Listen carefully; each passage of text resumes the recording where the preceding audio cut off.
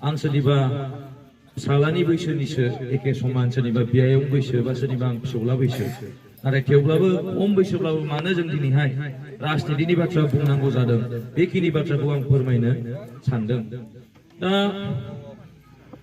सासे फिसाला हिसाबै सबसे प्रथम खामानि फरायनाय जोबनायनि उनाव बे जाहैबाय मोजां साख्रि लाना बा बिजनेस मावनानैहाय गावनि न'खरखौ फोसाबनाय, गावनि बिमा बिफाखौ नायनाय बा गावनि बिबथै बिमादै बिमायं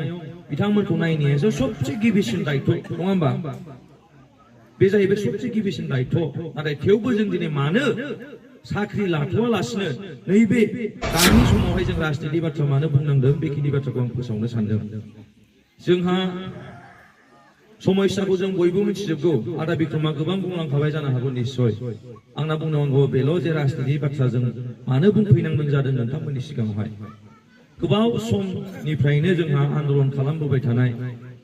एक्स एनडिएफबि आदामोन दङ जाय बिथांमोना 35 इयार्स हाग्रायाव थाना बिथांमोना संग्राम खालामदों। जोंजोंनो दंफायो आदा अफ्रि दैमारि बिथां मोनसे एग्जाम्पल हिसाबैहाय बिथाङाबो सासे एक्स एनडिएफबिमोन। दा दिनै बिथांमोना आन्दलन खालामनायनि उनावहाय दिनै एबसुजों लोगोसे मोनसे सुक्ति जादों जायखौ जोङो बिटिआर सुक्ति बा बड' पिस एकर्ड सान्थि सुक्ति होनना मिथियो। दा बिनि सिगां जों जेब्ला छात्र समायमोन प्रमद बर' बिथां बा बिथांजों लोगोसे आन्दलनावहाय जोङो मिटिं जायोमोन बा जों थांना खोनासंहैफायोमोन। साइकेल रेलि लायोबा जों साइकेल सालायफायोमोन बा राजा लामा जथेनाय रेल साइदिं जथेनाय फरायसा हिसाबै बै समाव जोंबो बाहागो लाबोनो मोनदों। बै समाव जेब्ला प्रमद बर' सारनि जोङो भाषण खोनायोमोन जोंनि गोसो सिङाव मोदै गयो, मेगनावबो मोदै बोहैयो। बेजों लोगोसे जोंनि आखाइनि खानाया गोजावसिमना जोङो सिदा जाजोबोमोन। नोंथांमोनाबो निस्सय सोरबा दाया सोरबा बिपिएफनि मानसिया जुदि मिटिं खोनाहैयोमोनब्लाबो बै समनि प्रमद बर'नि भाषणखौ खोनायोबा बिथांनि गोसोआवबो मोनसे गाबखांनाय फैयोमोन जे जोंनि बर' जाथियावहाय आरोबाव फिन खनसेबाव बड'फाया जन्म लाफिनबावबाय नामा प्रमद बर'नि महरै। बै समाव मोनसे साननाय दंमोन। आरो बेनि उनावहाय जेब्ला बिटिआर एकर्ड जायो, बिटिआर एकर्ड जाखांनायनि उनावहाय जेब्ला प्रमद बर'आ इलेक्सन गेलेयो इउपिपिएल जानानैहाय बेयाव रायजो राजाया बांसिन मोनसे गोजोननाय दंबावोमोन जे हाग्रामा महिलारिया 17 बोसोरावहाय जि खामानि मावनांगौ मावबाय। आन्दलनखारि हिसाबै बिथाङा 17 बोसोर सरकार सालायबाय। एबार प्रमद बर'मोनहाबो जिहेतु आन्दलनखारि एबार प्रमद बर'मोनहाबो सरकार सालायथोंसै होनना बै समाव रायजो राजाया बिसास खालामनानै दिनै प्रमद बर' बिथांनो भट होदोंमोन नङामोन बायोमोन। गोबाङानो होदों प्रमद बर'नो भट। बै समाव दाना इलेक्सन समावहाय प्रमद बर' बिथाङा बुंबाय रायजो राजानि सिगाङावहाय हाग्रामा महिलारिया 17 बोसोरावहाय जाख्ल'नाय सरकार बानायदों। हाग्रामा महिलारिया 17 बोसोरावहाय कम्बलनि राजनिति खालामदों, साथानि राजनिति खालामदों, दिनै मुसारिनि राजनिति खालामदों। दिनै हाग्रामा महिलारिया 17 बोसोरावहाय बै अन्थाइ देनानै जाग्रा दुखुथिया बर' न'खरनो मा होदों? हाग्रामा महिलारिया बै हाग्रा ओनसोल खाथियाव थानाय जाय बिथांमोना थास' बिसं थास' आथिं नाहा मैहा थांना दिनै बिथांमोना रायजो जायो बिथांमोननि थाखाय मा मावदों होनना बिथाङा जोंखौ प्रश्न खालामबाय थाबाय। दिनै जोंहा हाथाय बाजाराव मैगं फाननानै जाग्रा बर' बिमानि थाखाय हाग्रामा महिलारिया मा मावदों होनना प्रमद बर' बिथाङा बै समाव प्रश्न खालामदों। आरो इलेक्सन समाव बिथाङा बुंदों जे जोङो दिनै मैगं फानना जाग्रा बिमाफोरनो जोङो अनसुंथाइ होगोन। दिनै जोङो हाग्रा ओनसोलावहाय जाय बिथांमोना अन्थाइ देनानै जायो आरो बेजों लोगोसे जाय जोंनि ओनसोलनिफ्राय सोरबा मुम्बाइआव केरेलायाव दिल्लीयाव लेबार मावनो थाहैनाय दङ बिथांमोनखौ जोङो लेंहरफिननानै जोंनि जायगायावनो फिसा फिसा इन्डास्ट्रि खालामनानै जोङो जोंनि जायगायावनो थांनानै थानायनि जेरा राहा लामा बेखौ बानायना होगोन होनना बुंदोंमोन। बुंदोंना बुङाखैमोन दे आयंमोन? निस्सय बुंदोंमोन प्रमद बर'आ जे न'खरावहाय जुदि सोरबा साख्रि माने एमए पास जानाय बिए पास जानाय मेट्रिक पास जानाय सुबुं दङब्ला दिनै बिटिआरआवहाय इउपिपिएल सरकार फैनाय लोगो लोगोनो सासे साख्रि होगोन होनना बुंदोंमोन। अब्ला बै समाव रायजो राजाया सानबाय न'खरसेयाव सासे साख्रि मोनोबालाय माथो गाज्रि जाखो नङा होमबा आयंमोन? न'खरसेयाव जुदि साख्रि मोनसे मोनोबालाय माथो गाज्रि जाखो? दे होमबालाय जों इउपिपिएलनो भट होगोन। हादान ओनसोलाव थानाय जाय बिथांमोना दिनै हा पाट्टा गैया बिथांमोननो इउपिपिएल सरकार फैनाय लोगो लोगोनो हा पाट्टा रानना होगोन होनना बिथांमोना बुंबाय। न' गैया बिना आइडि न' लुना होगोन होनना बिथाङा बुंबाय प्रमद बर'आहाय। बिना गयारि मेदाममोना बुंबाय जे हाग्रा ओनसोलाव बा हाग्रा जिङाव थानाय बा हादान ओनसोलाव थानाय जेसेबां रायजो राजा दङ जायहा न' गैया जायहा दै लोंनो थाखाय कल गैया कारेन्ट गैया बिथांमोननि थाखाय जोङो सुबिदा लाबोनानै होगोन आरो बे खामानिखौ मावाबा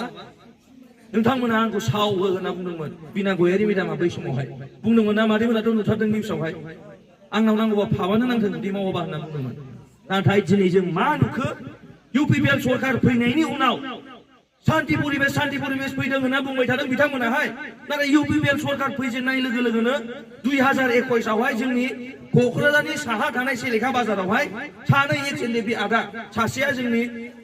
पर्बत जरानि ट्रिपखायनि सासेया सेलेखा बाजारनि सानैबो बिथांमोना एक्स एलएपि आदामोन गावनि थांनानै थानो थाखाय जे राहा लामा बिथांमोना लाफैदोंमोन साख्रि मोननांगौमोन मोनाखै बिथांमोना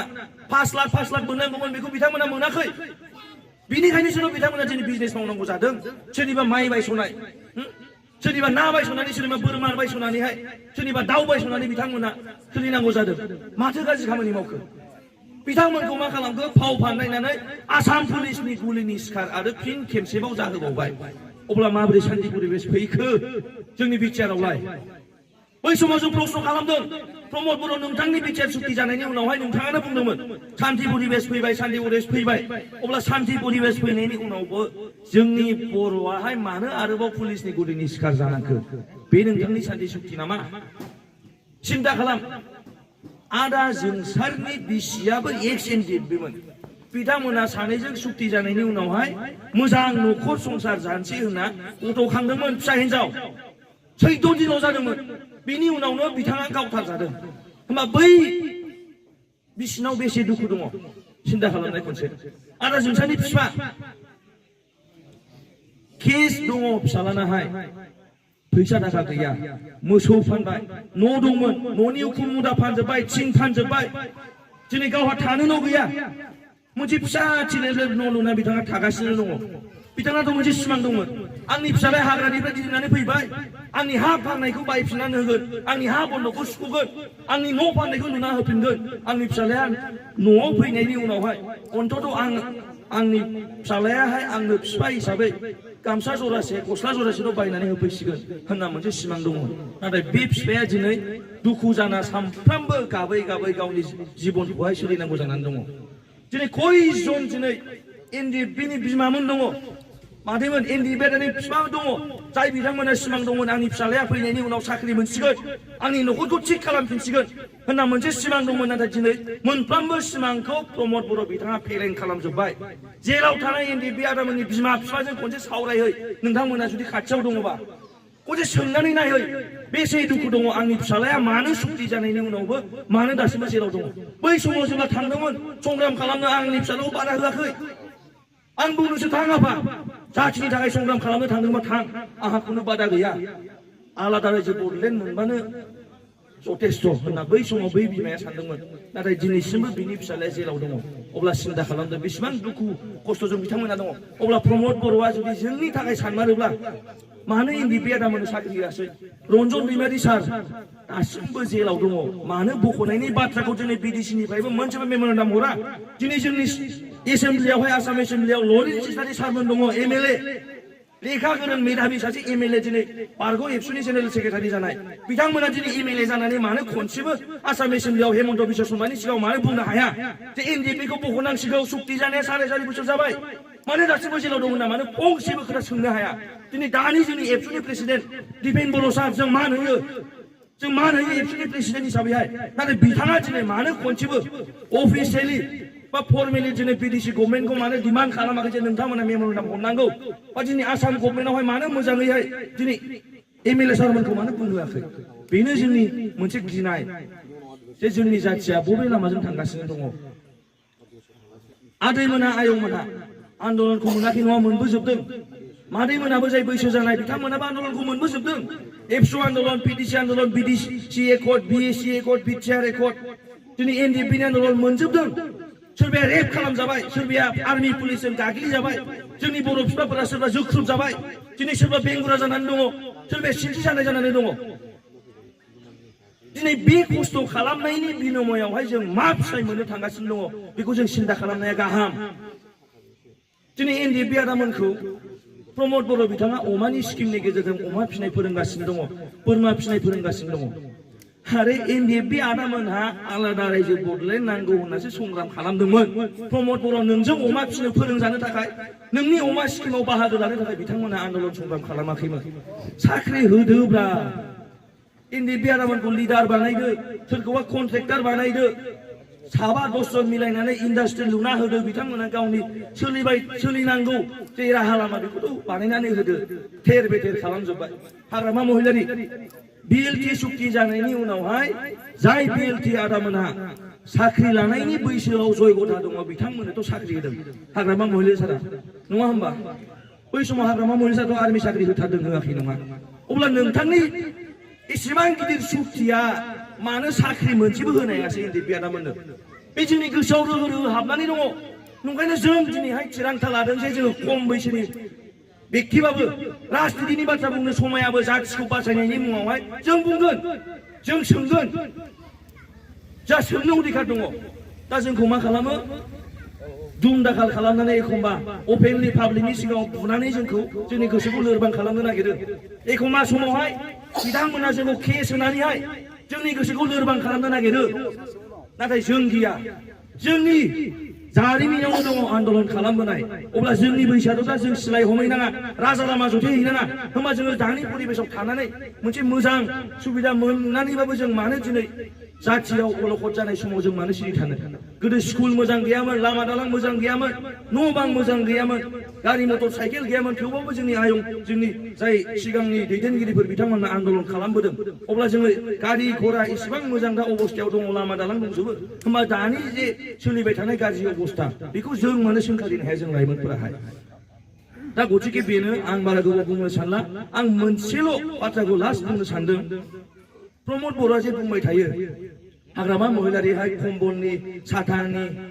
मुसारिनि राजनिति खालामदों होननानैहाय बेखौ आं बुंनो सानदों हाग्रामा महिलारि जे मानो कम्बल खुन्दुं मानो जोंना साथा होदों बेखौ बिथाङा बुजिनो हायाखै खोमा जोंनि रायजो राजानि बा जोंनि बर'नि अबस्थाया जेसेबांखिनि माने गोजौआव सहैनांगौमोन दासिमबो सहैयाखै सोरहाबा न'खराव दाबो मोनसेबो साख्रि गैया न'खरा दिनैहाय बिथांमोना बिराद लोरबां जोंहा मालायनि न'आवहाय रुवाथि थानानै जाग्राबो दङ दाहोना थानानै जाग्राबो दङ अन्थाइ देना जाग्रा दङ गुबुननि न'आव थोरसि सुहैग्रा माहायबा हटेलाव थोरसि सुनानै जाग्रा सोरनावबा न' लिरनानै उफाय गैयैयावहाय जोङो सोरबा जौ फाननानै जोंहा गावनि न'खर संसारखौ सोलिनांगौ जायो बै गोरिब न'खराहाय जाहाथे बेलेगनि न'आव हाजिरा मावनानै फैना हराव मुगासे उन्दुफैनाय समावहाय जाहाथे थाम्फै दा अरजानांगोन होनना दिनै हाग्रामा महिलारि सारा कम्बल रानदों बै न'खर जायहा दिनैहाय कम्बल बायनो हाया बिथांमोना गुबुननि न'आव हाजिरा मावनानैसो जायो मैगं फानना जायो जाहाथे बिथाङा मोनाया समाव उन्दुनाय समाव जाहाथे दागो नांथों होनना दिनै हाग्रामा महिलारि सारा कम्बल रानदों साथा बायनो हायै न'खर जोंना दासिमबो दङ बै व्यक्तिया जाहाथे दैज्लां समाव गुबुननि न'आव खामानि मावनो थांबा अखा दासि जानांथों होनना दिनै हाग्रामा महिलारि सारा दिनै बिथांमोननो साथा होदों होमबा माथो गाज्रि जाखो दानि समनि प्रमद बर' सरकाराहाय सोर सासेनो कम्बल होनो हाखो सोर सासे गोरिब न'खरनो दिनै बिथांमोना मुसारि साथा खुन्दुं होनो हाखो होनोथ' हायाखै नङा होमबा आइमोन दा बेनो गोबां दुखु दङ जोंनाहाय आं बुंजोबनो साना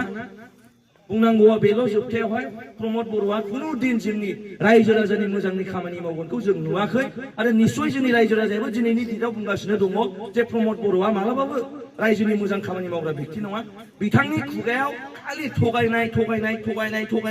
ओरैबायदि थगायबाय प्रमद बर'आहाय जे बे माहायबा मिटिंआव थांनानै फंसे बाथ्रा बयहाबो बिथांनि खोथाखौ दिनै रायजो राजा बुङो जे बिथाङा सासे थगायसुला व्यक्ति होनना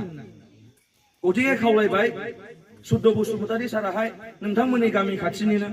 नांगौ समाव मोनगोन मोना नङा बेखायनो नैबे फैबाय थानाय 13 तारिखनि इलेक्सनावहाय सुद्ध बसुमतारी सारनो भट होना जों बिथांखौ देरहाहोयो आरो 2025आवहाय फैबाय थानाय समाव जोङो हाग्रामा सरकारखौ लाबोफिननो हायो जाहाथे जोंनि रायजो राजाया उन्नति जाथों बेखिनि बाथ्राखौ बुंनानै आं आंनि बिबुंथिखौ बेयावनो फोजोबबाय गोजोनथोंसै